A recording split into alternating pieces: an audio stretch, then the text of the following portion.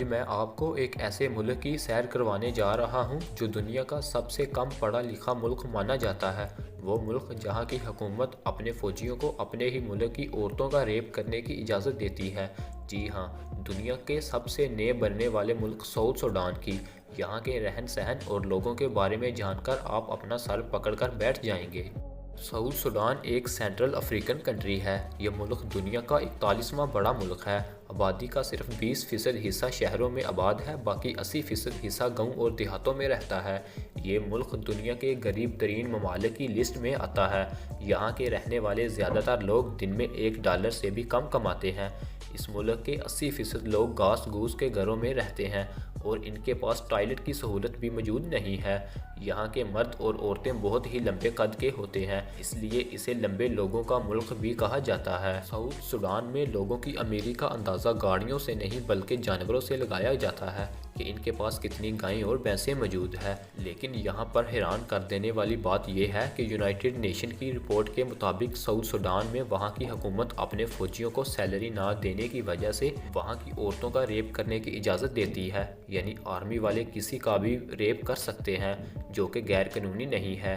اس ملک میں بہت سے قبیلے آباد ہیں۔ سب سے عجیب و غریب اور قابل ذکر قبیلہ منڈاری قبیلہ ہے۔ ان لوگوں کا کھانا پینا ان کے پالتو جانور ہی ہوتے ہیں۔ ایک گائے کو بہت ہی پاک مانتے ہیں۔ یہ گائے کو ذبح نہیں کرتے بلکہ اس کے دودھ سے ہی اپنی زندگی بسر کرتے ہیں۔ گائے کے گوبر کو جلا کر اس کی راکھ کو جسم پر مالتے ہیں تاکہ مچھروں اور دھوپ کی تپش سے بچا جا سکے۔ یہاں تک کہ گائے کے پیشاب سے نہاتے ہیں، منہ دھوتے ہیں، یہاں تک کہ گائے کے پیشاب کو ہی پیتے ہیں۔ ان کے نزدیک گائے کا پیشاب پانی سے زیادہ پیور ہوتا ہے۔ اس قبیلے کے لوگ زیادہ تر بنا کپڑوں کے ہی رہتے ہیں۔ منڈاری قبیلے کے لوگ سر پر راکھ یا مٹی مل کر گائے کے پیشاب کے نیچے سر کر دیتے ہیں، جس سے ان کے بالوں کا رنگ ہلکا لال ہو جاتا ہے، جو ان کے مطابق یہاں کی عورتوں کو بہت ہی اٹریکٹ کرتا ہے۔ اس قبیلے کے لوگوں کو اکثر گائے کے پیشاب والی جگہ پر منہ مارتے دیکھا گیا ہے۔ دراصل جب کوئی گائے دودھ نہیں دیتی تو یہ لوگ اپنے منہ سے گائے کی پیشاب والی جگہ پر پھونکے مارتے ہیں، جس سے گائے دودھ کو ڈھیلا چھوڑ دیتی ہے، یعنی گائے دودھ تھنوں میں بیچ دیتی ہے، مگر گائے دودھ دینے سے پہلے پیشاب کرتی ہے، جس سے یہ لوگ برتن دھوتے ہیں۔ ختم، bye bye, tata, goodbye, گیا۔ آپ لوگوں کی کیا رائے ہے کمنٹ باکس میں ضرور بتائیں۔